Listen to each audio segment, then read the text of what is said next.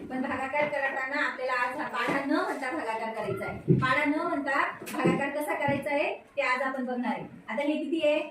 524. 524 असे लिहून घ्यायचे. 524 लिहिल्यानंतर आपल्याला कितीने भाग द्यायचा आहे? 4. मग काय करायचं? पाचामध्ये 4चा गट करायचं. 4 4चे किती होतात बघा?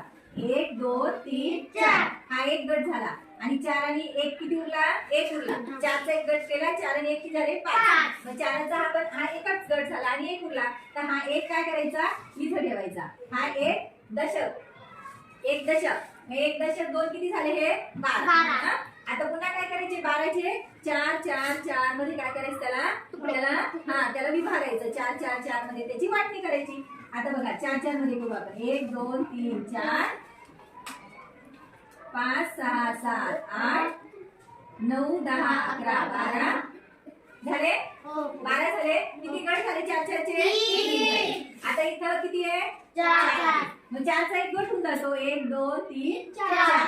आता बघा इथं 5चा किती गट आला? इथं 4चा एक गट आला. इथं किती आले? 3. आणि इथं किती आले?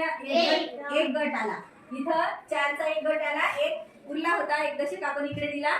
मग 12चे किती 4 4चे किती गट झाले? 3 गट झाले.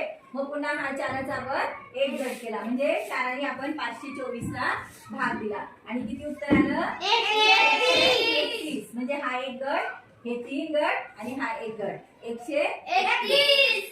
अशा प्रकारचा बघा सोपा भागाकार करायचा.